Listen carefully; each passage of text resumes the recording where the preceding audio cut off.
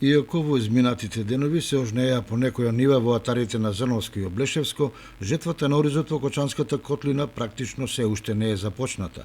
Искусни земјоделци велат дека за старт на жетвената кампања се уште е рано, бидејќи најголем процент од културата не е доволно зрела, а токму инцидентните жетвени активности можат да им создадат проблеми на земјоделците во полињата, особено поради раситнетоста на површините и проблематичниот пристап.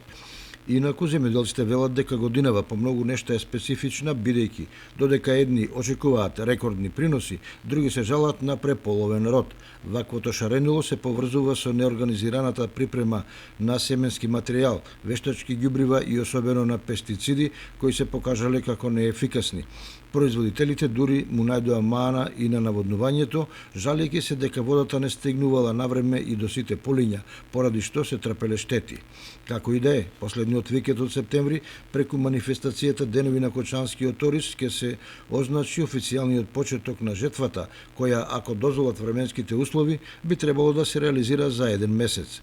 Во поширокиот регион на Кочанската котлина под ориз се насејани над 4000 хектари, од кои се очекуваат помеѓу 22 и 25.000 тони арпа. Останува да се види со какви цени во жетвата ќе влезат комбајнерите поради поскапувањата на нафтата и одржувањето на механизацијата, а уште повеќе кои цени ќе ги понудат откупувачите.